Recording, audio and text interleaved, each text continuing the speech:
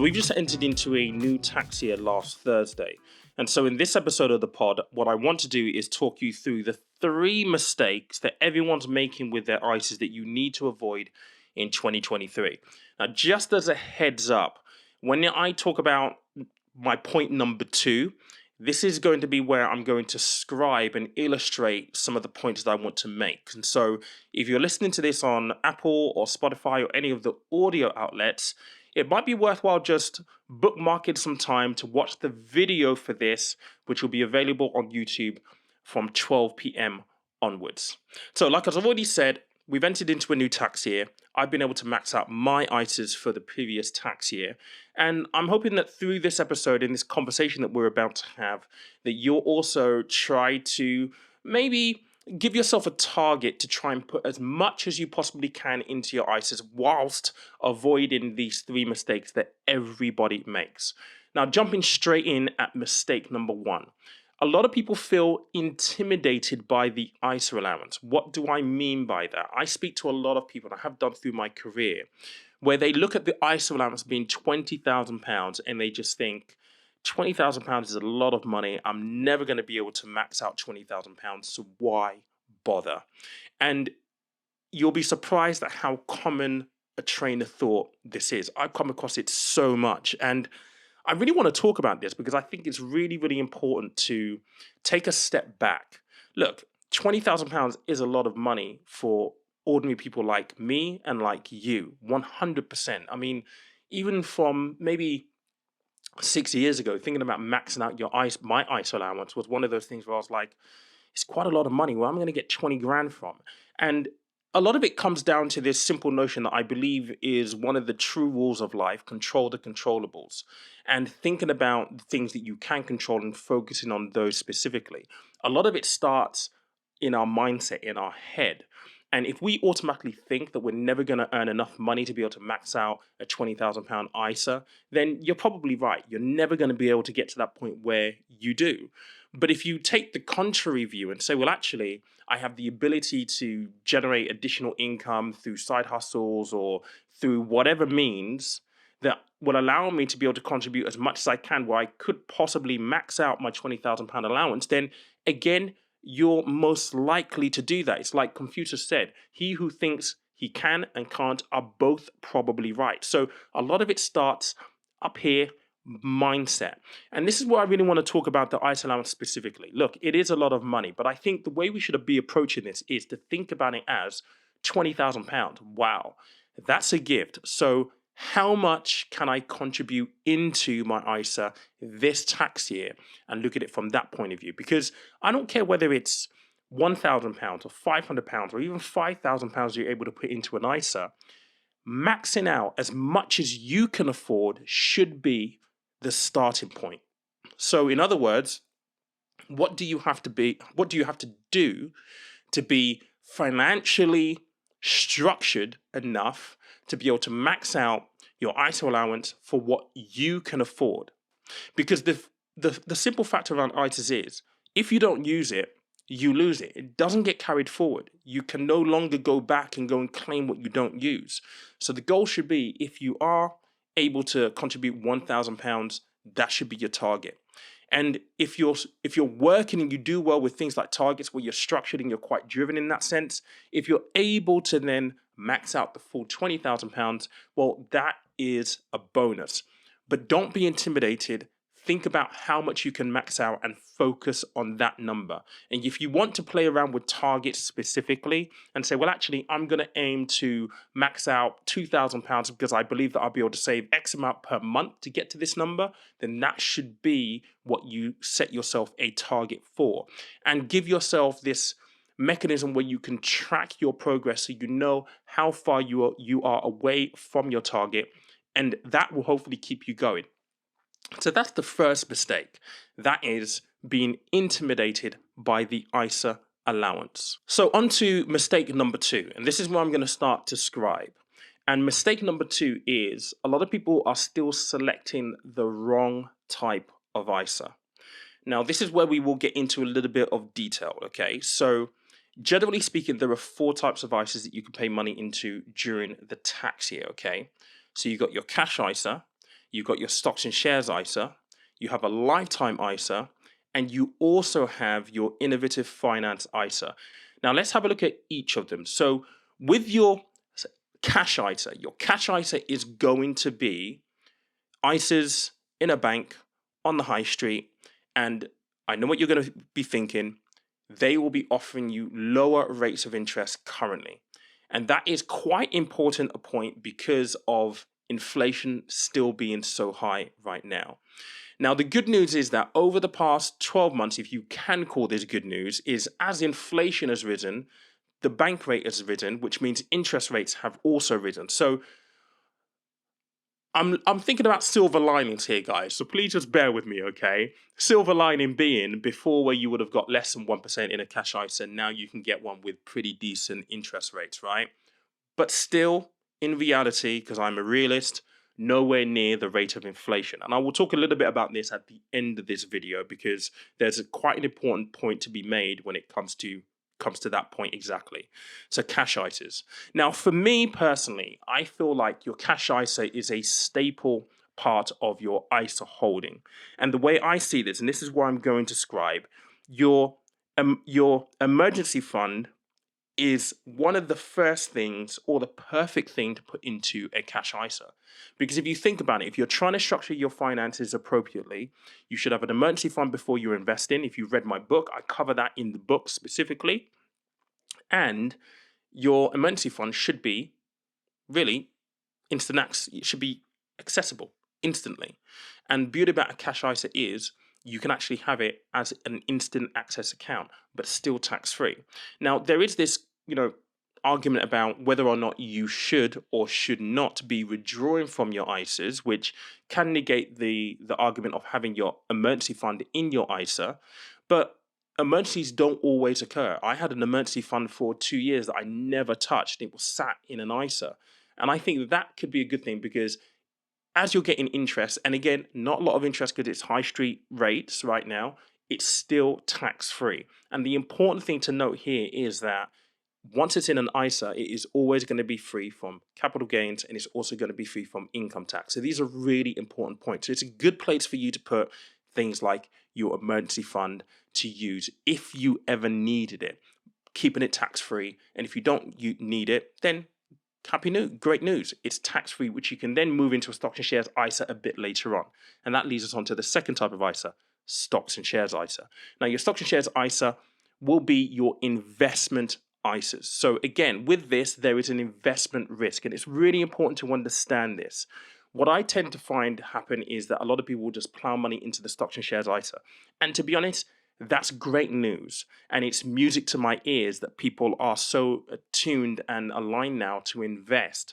But I think it's really important to make sure that you understand the fundamentals around how you use your stocks and shares ISA, i.e., should you be putting money into a stocks and shares ISA if, for example, you need access to the money in the short term, 2 to 3 years? No, you shouldn't. Really, the shortest term for an investment, stocks and shares ISA, or any investment for that matter, is a 5-year term. And if you're investing for less than that, the risk is simply too high. Now, the beauty about stocks and shares ISA is the fact that because it is invested in the market, you get to benefit from things like compound interest, right? Stuff we don't get taught in school, which we should, right? And you probably learned about compound interest because of podcasts like this and other podcasts across social media.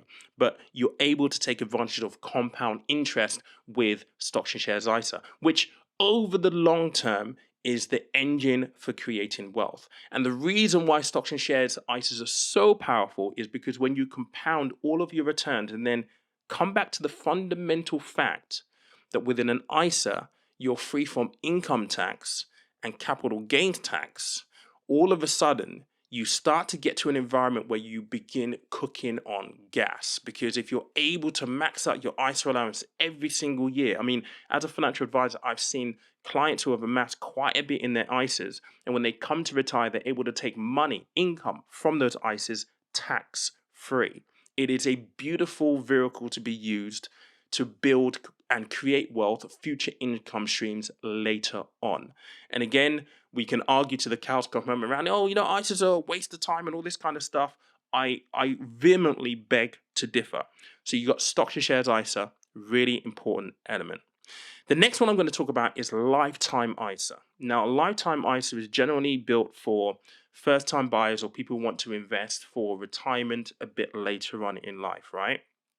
So they're a great vehicle. And the beauty behind a lifetime ISA is the fact that within a lifetime ISA, you are going to get 25% free from the government as an automatic return. And I think for first time buyers specifically, this is quite a powerful tool to help you get on the property ladder saving for your deposit. Yes, you've got to hold the account, have the account open, I should say, for 12 months, but it's a 25% return. And if you ask me, that's a pretty decent return. I'm not aware of any stock market that has returned 25% in 1 year without any risk at all. Now, clearly within a lifetime ISA, you have your stocks and shares ISA, and you can have a cash ISA as well. And I think this is really where I would like to kind of maybe just put another risk warning out there and maybe some context around this too.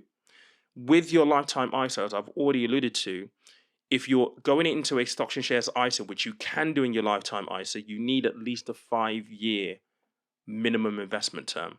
I speak to a lot of first-time investors, first-time buyers, I should say, who want to buy a house in 2-3 years' time, and they're thinking about a stocks and shares lifetime ISA. I simply tell them the risk is too high. You need to think about it pragmatically. Is it worthwhile putting money into a stocks and shares lifetime ISA with the markets being volatile and running the risk that you might lose some of your deposit?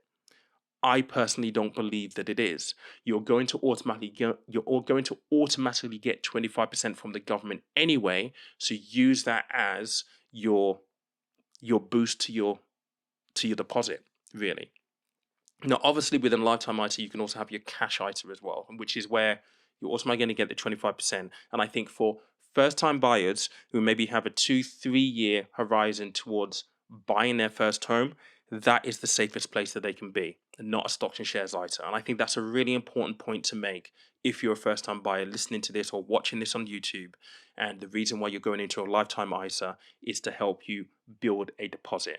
You really need to be pragmatic about it. And remember, the maximum amount that you can pay into a lifetime ISA per year is £4,000. So for every £4,000, you're going to get £1,000 free from the government. Worthwhile remembering.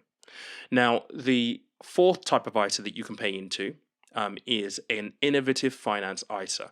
Now, these aren't really that popular, but this is peer-to-peer lending. So this is where you're actually investing in companies, startup companies. And with this, yes, you can keep all of the returns tax-free, but the risk is much, much higher.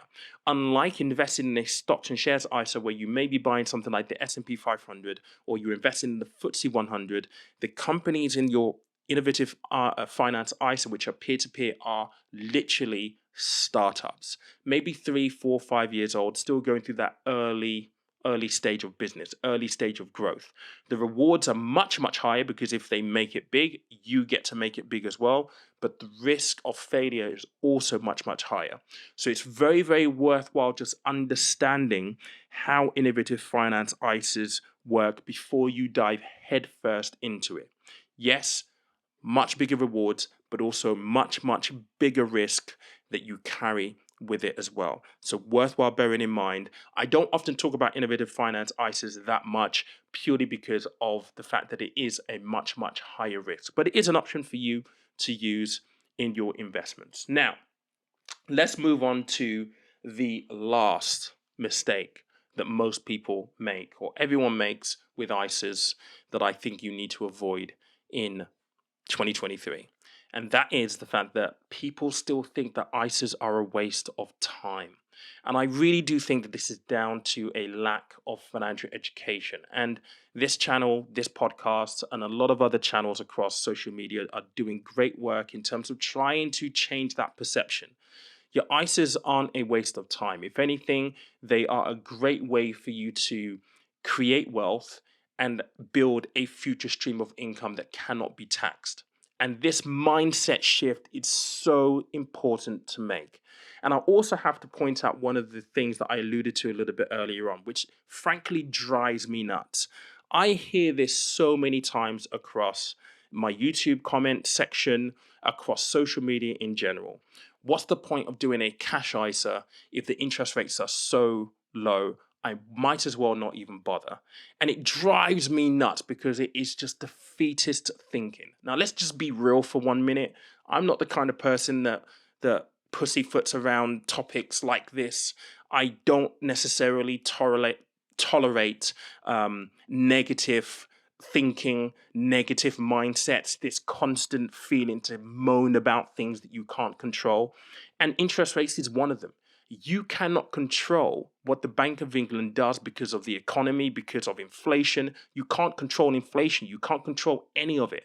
And so sitting there complaining about how low interest rates are, for me, is just, it's a waste of time. You have the interest rates that are available. So use the interest rates that you have. You are given a £20,000 ISA allowance every single year. So use as much of the allowance as you can if you can't max it out. And speaking frankly, and this is where I'm going to talk tough love, right? Because I am this kind of person. I don't deal with excuses. My journey would have never brought me to here if I gave myself excuses. We need to man up and just really deal with the reality of what we have, right? Don't complain, deal with it. You have an ISA allowance. Interest rates you can't fix. We don't know whether interest rates are going to continue to go up. We don't know whether they're going to go down. We don't know whether inflation is going to go down. So how do we make the best of the situation that we face? How we do that is maxing out as much as you can in your ISAs.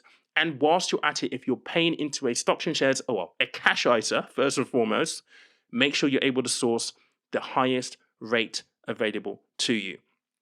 In a stocks and shares ISA, your job is to make sure that you're invested in a way that allows you to take advantage of the market situation without overextending on your risk. And this is the part that a lot of people miss, the risk management of investments. There's a lot going on right now with BRICS nations and petrodollar.